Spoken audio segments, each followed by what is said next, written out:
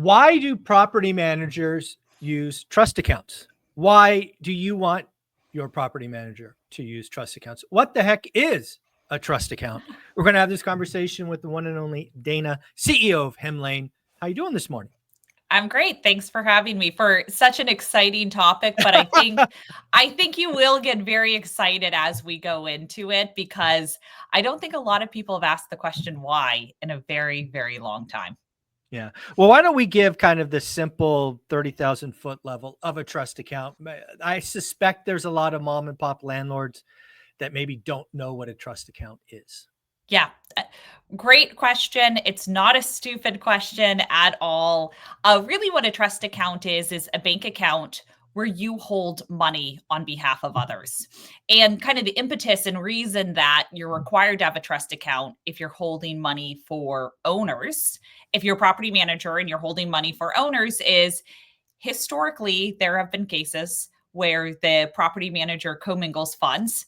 Usually they're not accountants. And so then suddenly someone else's money becomes their money and they use it for a personal expense. They're holding security deposits, realize the account has no money because they spent it all on personal stuff.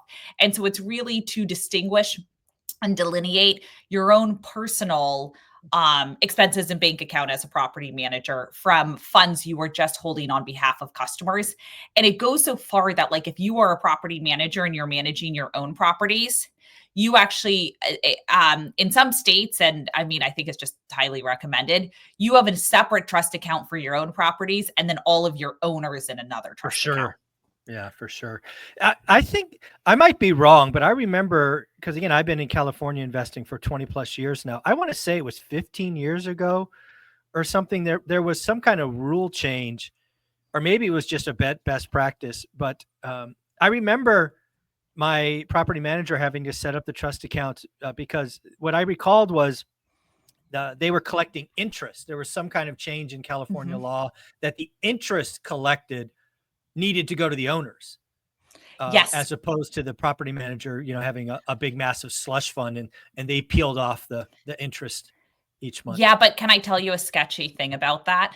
Sure, please. So there's a rule in California and some other states where the property manager can't make the interest, which, by the way, that didn't matter as much when interest rates were lower. But now with how high interest rates are, property manager can make a lot of money off of just holding owner security deposits. When you think about, hey, I'm holding a couple million here, suddenly the numbers become meaningful.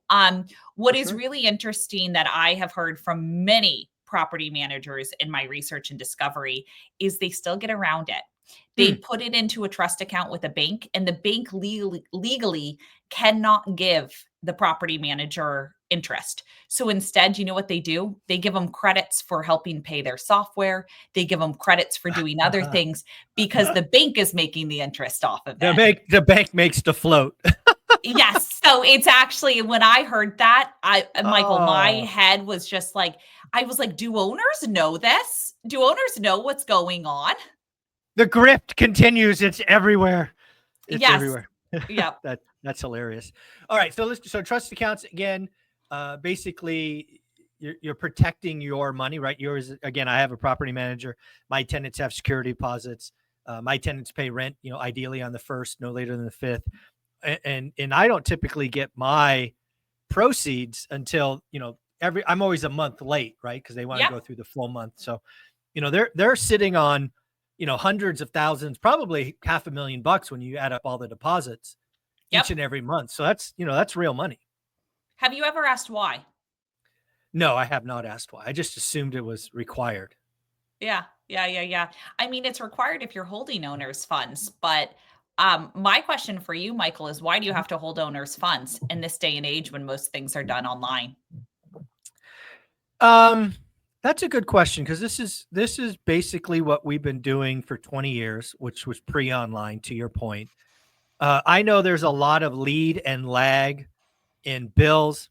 I have seen some owners act poorly and leave a business in a lurch, right? I know there was one property, one owner had a couple of units, sold it unbeknownst to the property manager, and, left the property manager with, $30,000 in repair bills that weren't paid.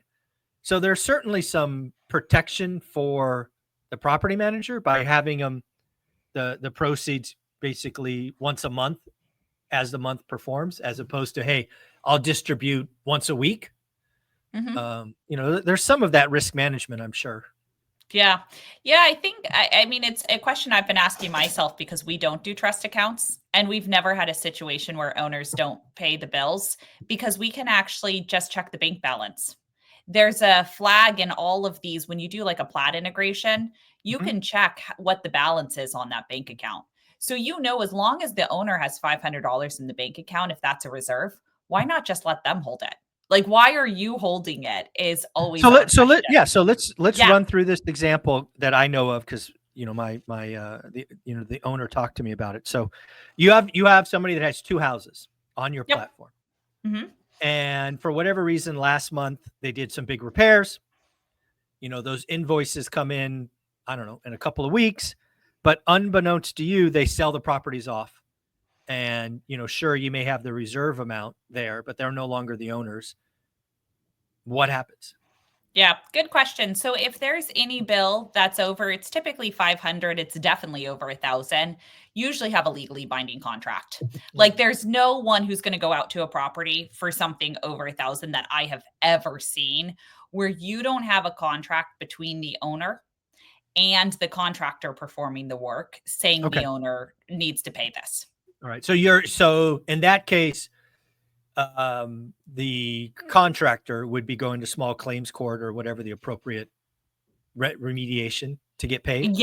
Yeah, they would do that. You can put a lien on the property. I mean, there's various different ways, but I think if there's anything over $1,000, especially small mom and pop, they don't want surprise bills. They're going to know about it. If you're a good PM, they're going to know about it, and it's going to be more than the reserves anyway, because the reserves are usually 500. And so if it's a large bill that is super meaningful, you're going to, ensure that that the owner has signed some legally binding contract on the hook for it. Because even if you had a reserve, it still wouldn't cover it. Yeah. Okay. That makes sense to me. More work for the contractor. But again, there's, people are people, and sometimes they act not in the best interest of all parties. There are liars, cheats, and thieves out there. And, very few, but they're out there. There's no doubt. Yeah. Yeah. And I think the big question there is with the owners, if you just say you got to have this amount in your bank account and it flags in the system, we don't even have to know how much is in their bank account. We just have to know they have over that amount. Greater than. Then we can. And it's interesting for the service professional themselves. It's a super easy process. Because when they ask for a credit card on file or they ask for PayPal or Venmo or whatever, it routes to, we have single-use credit cards that are only the amount authorized to the service professional, but they map to the owner's bank account. Once the credit card gets paid, it hits the bank account and starts that money. And it's right at point of service. So it's very similar, but I still haven't found a good reason for the reserves. And I found that there's a couple of cases where potentially it would be utilities on multifamily, but for small mom and pop, it's been hard for me to understand why you need to do that when you have technology that can just go ahead and transfer it as long as there's the authorization there. Yeah. Well, let's run through so how does it work with Hemlane? You're a small mom and pop, you got 3, 4, 5 houses. Let's just assume for a minute there's no repairs for the previous month, so no bills coming in. Let's assume everybody pays rent on the 1st. Yeah. When does somebody on the Hemlane platform get that money? They get it within 2 to 3 business days, assuming they're on fast payout. Fast payout is after your first, there's security risk. And I think it's like 99% of people are on fast payout. Otherwise, it's 5 business days. If there's some sort of security flag that this person could be fraudulent, Okay. there's a longer Sure. period and cycle for it. But it's usually 2 to 3 business days that you would get that rent. So for someone who is working with a PM, they're waiting 30 days and not collecting the interest on that couple $1,000 versus with Absolutely. Hemlane, we're saying, you know what? You go for it. You can collect that interest. And especially in places like in California and San Francisco, as you know, you have to pay interest out to the tenant after the first year. So Yeah. it's good for the owner to be getting that interest. Yeah. So let's just play this out again. In the first example, everybody paid on the first. Let's assume 2 pay on the first, 2 pay on the third, 1 pays on the fifth. What I'm hearing you say is the Hemlane user will get 3 different deposits Yep. just as those come in. Yeah. We float, we don't hold funds. So we'll send it to you the second that payment, we get the green light, it goes directly to your bank account. How about deposits? What happens there? Security deposits. Yes. They go to the owner gets to hold them. And then once there's if you're using our Rent Ready and we do like the move out inspection and stuff like that, it will have a list of deductions. And then the cost usually is just through a turnover contact. Sure. This is the estimated cost. Typically, the repairs are done within that 21 days or whatever your state's laws are. Some are 30 days to do the refund. It doesn't happen all the time. So they have to use that estimate to say, here is what it is. We are moving forward with this. And these are the deductions. And then the owner just presses the confirm button and sends the funds. Yeah. This is, more and more mom and pop landlords, myself included, right, who are not seeing their funds for, let's call it 4 weeks. This is interesting, right? It's kind of pay as you go, right? As the money comes in, it goes to you 48 hours later. Yeah, and what I think is pretty cool about it is actually the future for traditional managers, because there's obviously a time and place for traditional property managers, and we can do that with allocations. Like you can give the property manager a certain percentage and the owner the rest without having trust accounts. So there's no reason to have them, at least in my opinion, except this is the way things have always been done. Yeah, no, I agree with you. It's always been, I mean, it's always, I'm just thinking about our example. Let's just say for, easy math, we collect $200,000 in rent every month as an example. We have probably on a good month, 30% of expenses, right? Which is 60 grand. Yeah. So it's 160 you're getting. Or 140, but yeah. Oh, 140. Sorry. Yeah. It's okay. Yeah. So again, I could certainly see, and again, we have some months that it's, 100 grand in expenses. Like there was a big turnover or something. So I could certainly see the PM holding back a percentage, just kind of like, I guess giving us all 200 grand or a portion of that, like by the 5th or 6th, whenever that is, it's going to leave some bills like utilities. To your point, we own some apartment buildings and those are thousands of dollars in bills. Yep. Yeah. Otherwise you're just going to pay for it next month. You got to pay for it somehow. I'm just doing some quick math here. If you have $140,000 in rent and you put it into some savings account with, let's just say 4% interest, sure, that's $5,600 there that you would get. Yeah, a year that you would get on that. So, and then it's like, how much of it are you? I think it depends a lot on your repairs too. How many you have? Yeah. I could certainly see. I mean, this might be a conversation I bring up with my, the owner of the company and talk about. I'm going to have to look at this. I'm going to do taxes this weekend. I'll look at it next week. I love it. I want to hear, because, it's really interesting. A lot of times when I think of what property managers do, and I've been to a lot of their offices and just watch what they do, they have a full-time accountant just managing their trust accounts.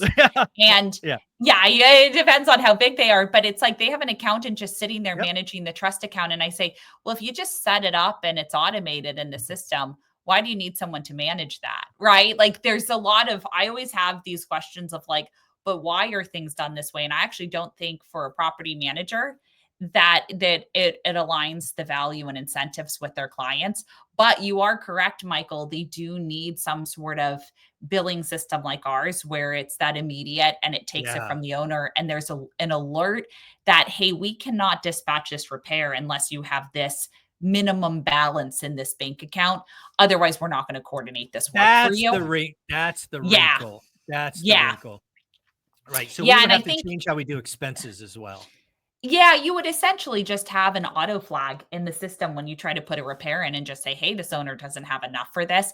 But the reality is, to your point, if you're a owner who has some big bill coming up that's over, I mean, a lot of these repairs per property are the, $500 reserve. And but if you have one bank account for that, Michael, it would combine all of them together. Right. But you would have some sort of, hey, this is what the estimate is. This is what the bank balance is. We got to tell the owner to make sure there's some more funds. But it's really interesting, Michael, because we've been doing this since 2017. We have never once had a problem of getting funds from owners. And that was what was really interesting to me, is like, I get that risk, but I just don't see it, because if it's something big, there is, hey, owner, here's a contract with the roofing company. Got it. Go ahead, review it and sign it. Go through it in detail, make sure, because this is your roof, you're going to have warranty on it, all of that. Like, you need to sign this. We aren't going to sign this because you have this roof if you need this paperwork. And so it is one of those things where I still haven't gotten a good why, except it's always been done this way. And I think you're right. I think this is, maybe a conversation I helped set up between you and the owner of my PM company, just to have that conversation. I'm sure I can. Yeah, I would love it. I would love it. Well, if somebody wanted to play with Hemlane and get their money faster, which is what we're talking about here, how would they do that? Yeah, you can go to Hemlane, HEMLANE.com. Just mention one rental at a time, because you do get 20% off your first year. And also, we have a starter plan, a free plan just to do your accounting. So with accounting right around the corner, you can go ahead and try that out. Very cool. Thank you, Dana. Thanks.